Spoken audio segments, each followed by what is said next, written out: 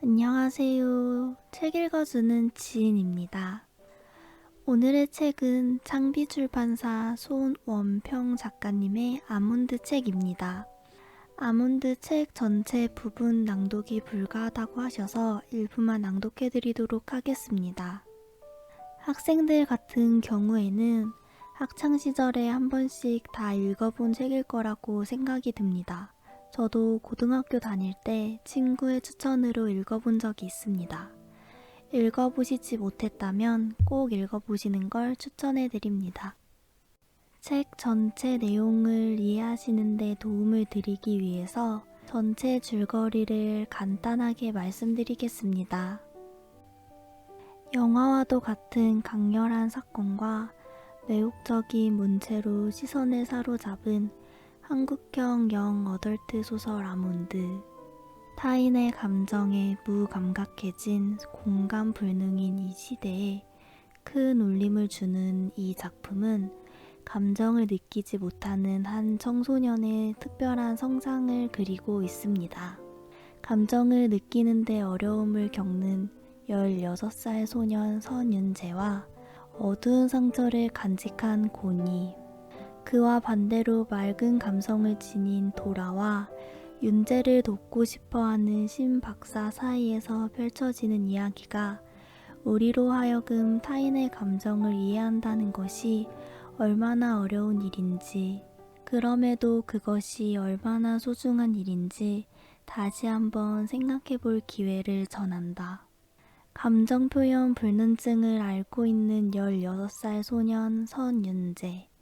아몬드라 불리는 편도체가 작아 분노도 공포도 잘 느끼지 못하는 그는 타고난 침착성, 엄마와 할머니의 지극한 사랑 덕에 별 탈 없이 지냈지만 크리스마스 이브이던 16번째 생일날 벌어진 비극적인 사고로 가족을 잃는다.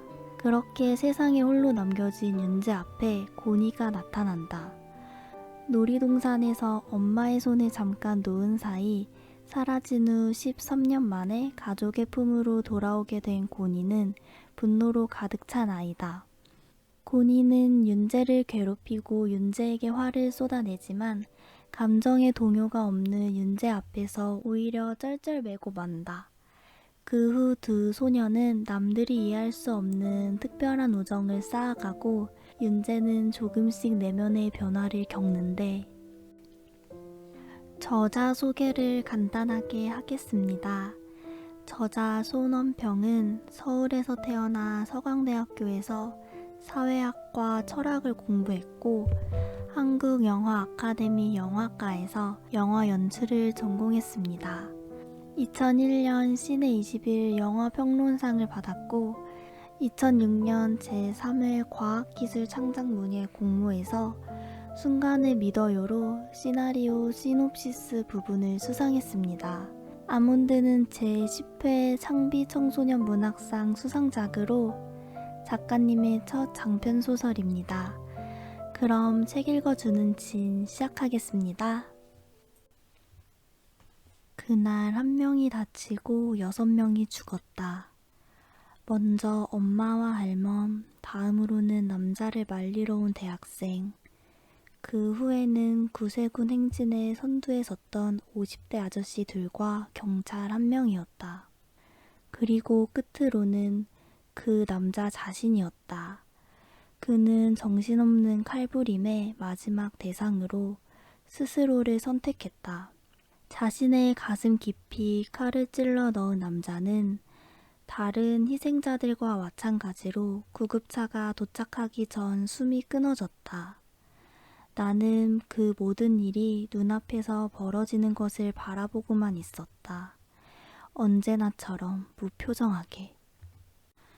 첫 번째 사건은 6살 때 일어났다.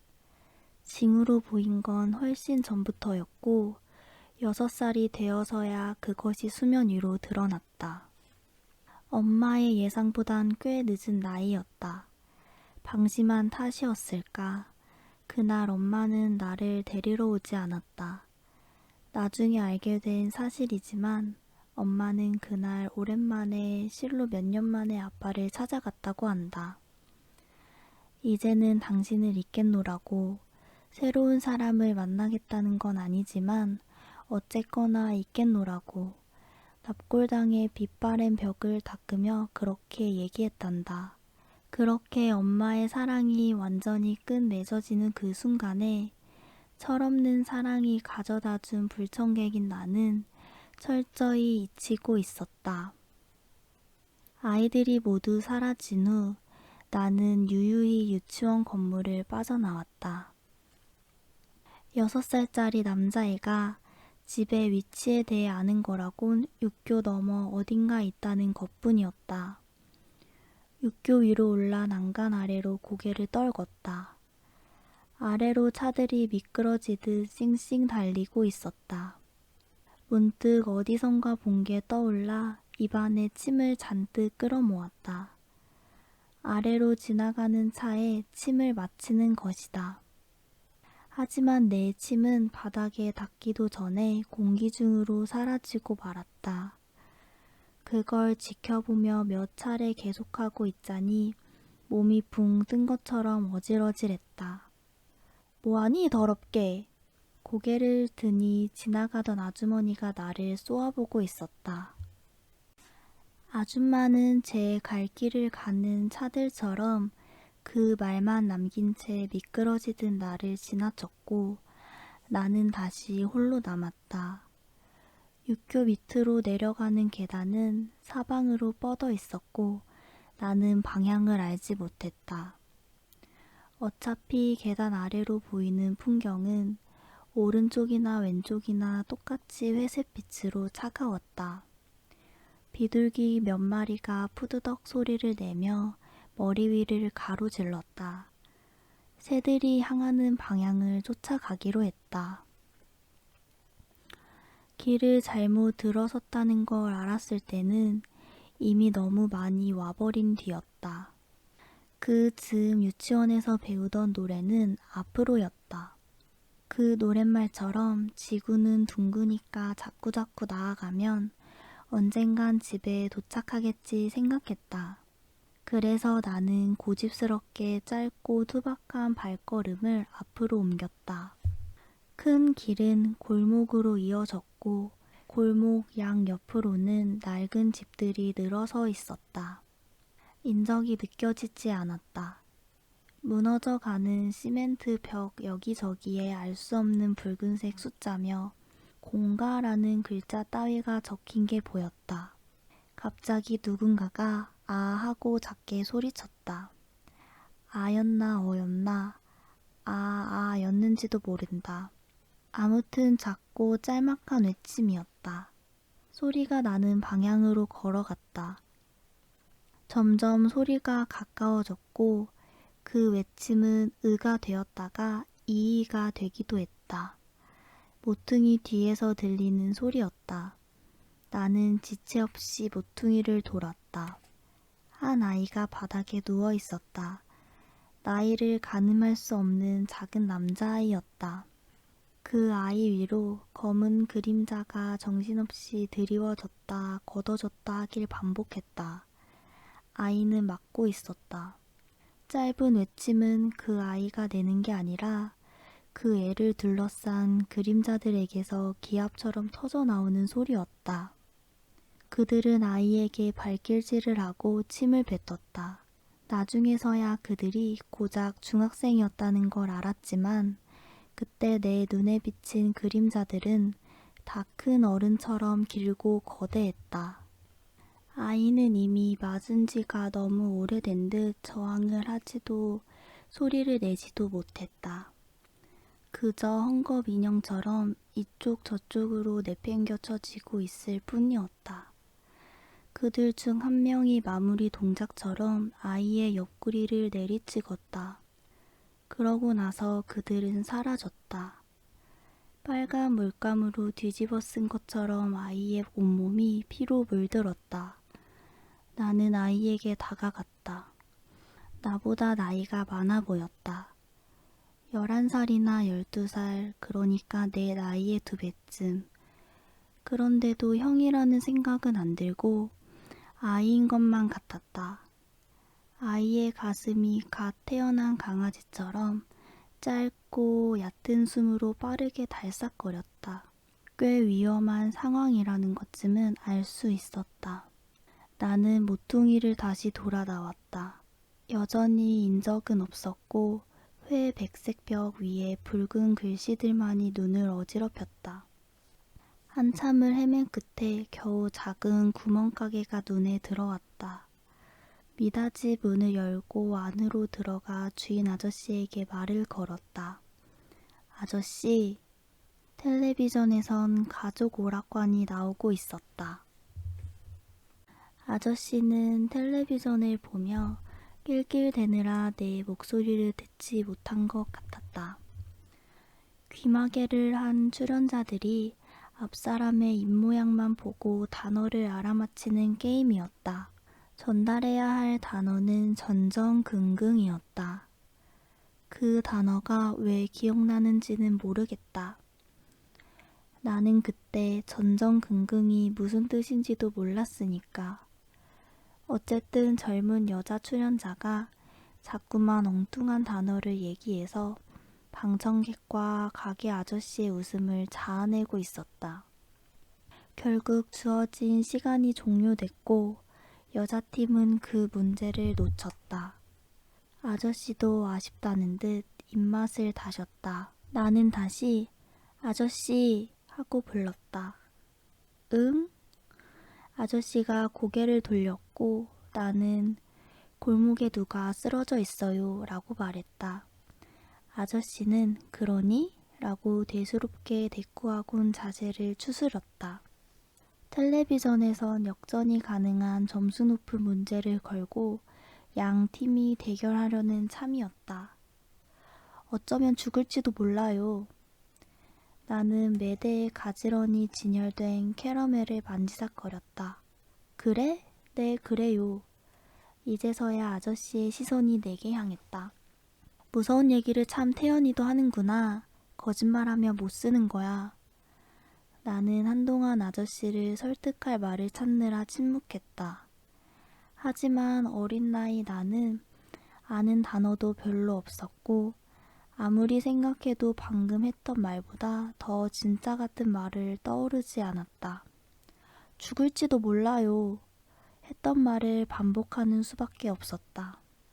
아저씨가 경찰에 신고를 하고 프로그램이 끝나기를 기다리는 동안 캐러멜을 꼼지락대며 만지작거리는 나를 보다 못한 아저씨가 아무것도 사지 않을 거면 그만 나가라고 하는 동안, 그러고도 한참을 꾸물거린 경찰이 현장까지 가는 동안 나는 줄곧 차가운 바닥에 누워있을 아이를 생각했다. 그 애는 진작에 숨이 끊어져 있었다. 문제는 그 애가 바로 그 아저씨의 아들이었다는 것이다. 나는 경찰서 안 벤치에 앉아 아직 바닥에 닿지 않는 다리를 앞뒤로 휘저었다. 교차로 움직이는 발의 움직임이 차가운 바람을 일으켰다. 이미 깜깜한 밤이었고 졸음이 밀려왔다. 까무룩 잠이 들려는 순간 엄마가 경찰서 문을 밀고 들어섰다. 나를 본 엄마는 통곡하며 내 머리통을 아프도록 쓰다듬었다. 상봉의 기쁨이 채 식기도 전 다시 경찰서 문이 벌컥 열렸다. 온 얼굴이 눈물로 덮인 아저씨가 경찰들에게 몸을 맡긴 채 울부짖으며 들어왔다. 텔레비전을 보고 있을 때 표정과는 사뭇 달랐다.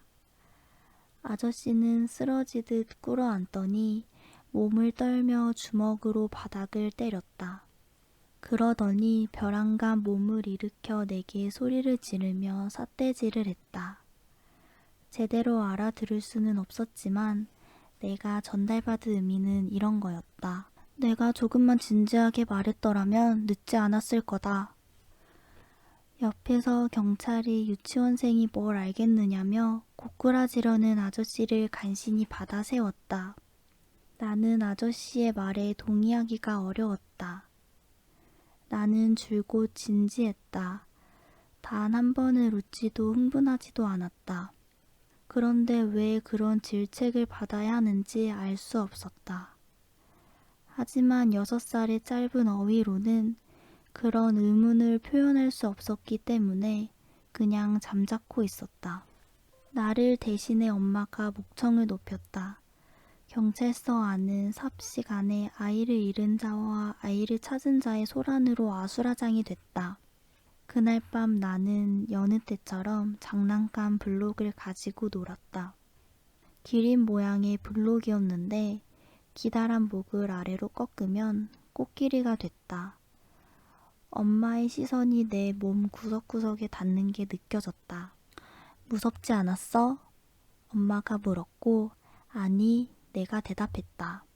어쩐 일인지 그 사건, 그러니까 내가 사람이 맞아 죽는 걸 보고도 표정 하나 변하지 않았다더라 하는 얘기는 순식간에 퍼져나갔다. 그때부터 엄마가 걱정하던 일들이 계속해서 일어나기 시작했다. 초등학교에 입학하자 문제는 심각해졌다. 어느 날 하굣길에 내 앞을 걷던 여자애가 돌부리에 걸려 넘어졌다. 걔가 엎어진 채로 내 앞을 가로막고 있었기 때문에 나는 그 애가 일어나길 기다리며 여자의 뒤통수에 매달린 미키마우스 머리끝만 바라봤다. 하지만 넘어진 애는 자리에서 울기만 했다. 갑자기 그 애의 엄마가 나타나 아이를 일으켜 세웠다. 그러곤 나를 홀기며 혀를 찼다. 친구가 다쳤는데 괜찮냐고 물어볼 줄도 모르니?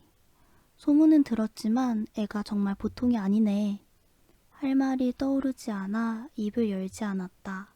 뭔가 사건이 일어났음을 감지한 아이들이 주변으로 몰려들었고 소곤대는 소리가 귀를 간질렀다. 모르긴 해도 아줌마가 한 말에 메아리 같은 말들이었을 거다. 그때 날 구한 건 할멈이었다. 할멈은 어디선가 원더우먼처럼 등장해 나를 번쩍 안아 올렸다. 함부로 말하지 마시오. 제복이 없어서 넘어진 거지. 어디서 남 탓이야? 걸걸하게 일갈한 할멈은 아이들에게도 한 소리 하는 걸 잊지 않았다. 뭐가 재밌다고 보고들 있어? 못난 것들. 무리에서 꽤 멀어졌을 때쯤 할멈의 얼굴을 올려다 보았다. 꾹 다문 잎이 앞으로 쭉 내밀어져 있었다. 할멈, 사람들이 왜 나보고 이상하대? 할멈은 내민 잎을 집어넣었다. 내가 특별해서 그러나 보다. 사람들은 원래 남과 다른 걸 배기질 못하거든. 에이크, 예쁜 우리 괴물. 할멈이 나를 으스러져라 앉는 통에 갈비뼈가 아렸다. 전부터 할멈은 나를 종종 괴물이라고 불렀다. 그 단어는 적어도 할멈에게만은 나쁜 뜻이 아니었다. 솔직히 할멈이 붙여준 애정어린 별명을 이해하는 데엔 시간이 좀 걸렸다. 책에서 본 괴물들은 예쁘지 않았다. 아니 예쁠 수 없는 게 괴물이었다. 그런데 할멈은 왜 날 예쁜 괴물이라고 부르는 걸까? 모순된 개념을 연달아 붙여서 의미를 낳는 역설이라는 표현이 있다는 걸 알게 된 뒤에도 할멈의 방점이 예쁜에 찍혀 있는지 괴물에 찍혀 있는지 잘 몰라 헷갈리곤 했다. 어쨌든 할멈은 나를 사랑해서 그렇게 부른다고 했으니 나는 할멈을 믿기로 했다. 엄마는 할멈에게 미키마우스 여자아이 사건을 전해 듣자 눈물부터 짜냈다. 결국 이렇게 될 줄 알았어. 그래도 이렇게 빨리 드러날 줄은 몰랐는데. 듣기 싫다. 징징거릴 거면 내 방에 들어가서 문 꽉 잠그고 징징대. 벼랑간의 호통에 잠깐 눈물을 멈춘 엄마는 할멈을 한번 노려보더니 더 큰 소리로 울기 시작했다. 할멈은 쯔쯔쯔 혀를 차곤 절레절레 고개를 젓더니 휴 한숨을 쉬곤 천장 구석을 무심히 올려다봤다. 할멈과 엄마 사이에서 볼 수 있는 대표적인 풍경이었다.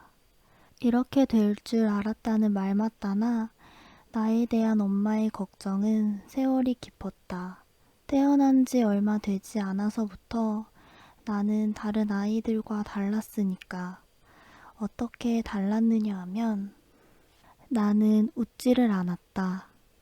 처음에는 그저 발달이 조금 느린거려니 했다. 하지만 육아책에는 아이들이 생후 3일이면 웃기 시작한다고 쓰여 있었다. 엄마는 손을 꼽아 날짜를 세어보았다. 100일이 가까워지고 있었다.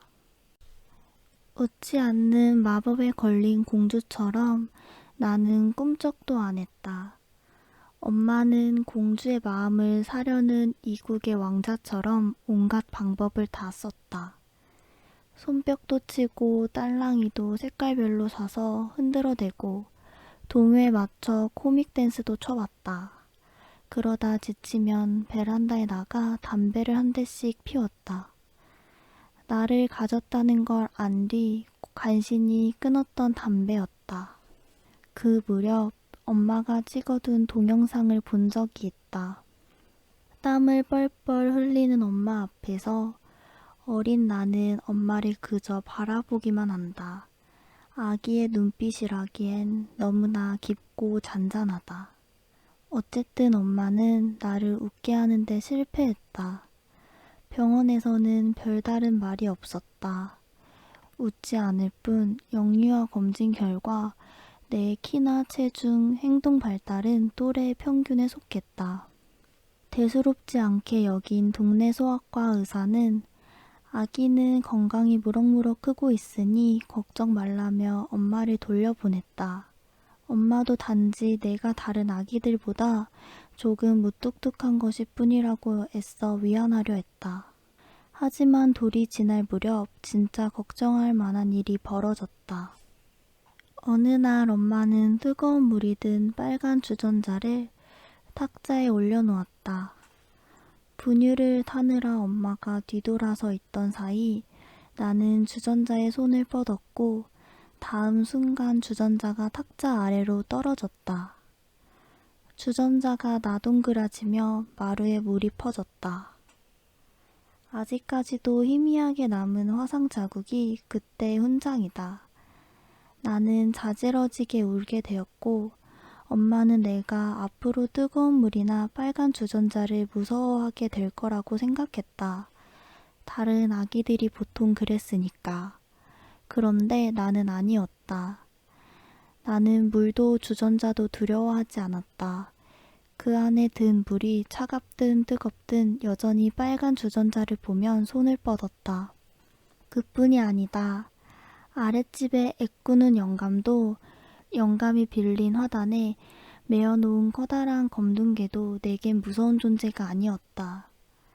나는 백대가 껴 허연 영감의 눈동자를 빤히 들여다보았고 엄마가 잠깐 눈을 뗀 사이에 날카로운 이빨을 드러내며 사납게 지저대는 개에게 다가가 손을 뻗었다. 그 개가 옆집 아이를 물어 피가 나게 하는 걸 본 뒤에도 그랬다. 엄마가 불이 나게 달려온 게 한두 번이 아니다. 그런 몇몇 일들을 겪으며 엄마는 때때로 내 지능이 낮은 건 아닌지 걱정했지만 내 외모나 행동에서 딱히 지능이 낮다고 판단할 만한 근거는 보이지 않았다. 나라는 아이를 어떻게 이해해야 할지 헷갈리는 엄마는 엄마답게 좋은 쪽으로 해석하고자 했다. 또래에 비해 겁이 없고 침착한 아이. 엄마의 일기장 속에는 내가 그렇게 묘사되어 있다. 그렇다고 하더라도 만 4살이 지나도록 좀처럼 웃지 않는다면 불안이 극에 달할 법도 하다. 엄마는 내 손을 잡고 더 큰 병원을 찾았다. 바로 그날이 내 기억에 최초로 각인된 날이다. 물속에서 본 것처럼 아른아른하다가 때때로 선명해지는 장면. 하얀 가운을 입은 남자가 내 앞에 앉아 있다. 그가 만면에 웃음을 띠고 여러 가지 장난감을 차례로 보여준다. 그중 몇 개는 직접 흔들어 보기도 한다. 이번엔 내 무릎을 작은 망치로 톡톡 두들긴다. 생각지도 않게 종아리가 그네 뛰듯 하늘로 박차고 올라간다. 남자는 내 겨드랑이 사이로 손가락을 넣는다. 나는 간지러워서 조금 웃는다. 이번에는 그가 사진을 보여주며 몇 가지 질문을 던진다. 그중 한 가지 사진은 기억에 또렷이 남아있다. 사진 속의 아이는 울고 있어. 엄마가 없어졌기 때문이야. 이 아이의 기분은 어떨까? 나는 답을 몰라 옆에 앉은 엄마를 올려다본다. 엄마는 미소를 짓고 내 머리를 쓰다듬어 준다. 그러다 문득 아랫 입술로 지그시 본다. 얼마 후 엄마는 우주여행을 간다며 나를 어디로 데려갔다. 그런데 도착한 장소는 병원이었다. 아픈 데도 없는데 왜 여기 왔느냐고 물어보지만 엄마는 답해주지 않는다. 나는 차가운 어딘가에 눕는다.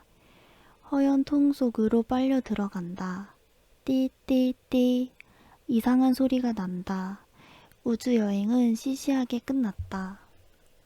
또다시 장면이 바뀌면 갑자기 가운 입은 남자들의 수가 늘어난다. 그중 가장 나이 든 남자가 흐릿한 흑백 사진을 보여주며 내 머릿속을 찍은 거라고 한다. 거짓말, 딱 봐도 저건 내 머리가 아니다. 근데 엄마는 그 뻔한 거짓말을 믿기라도 하듯 연신 고개를 끄덕인다. 남자가 입을 열 때마다 옆에서 젊은 남자들이 뭔가를 받아 적는다. 조금 지루해져서 나는 발길을 건들거린다. 그러다 의사의 책상을 몇 차례 친다. 엄마가 하지 말라면 내 어깨에 손을 얹는다. 올려다본 엄마의 뺨 위로 눈물이 흐르고 있다. 그 뒤로 남아있는 그날의 기억은 엄마가 온통 우는 모습뿐이다. 엄마는 울고 울고 또 운다.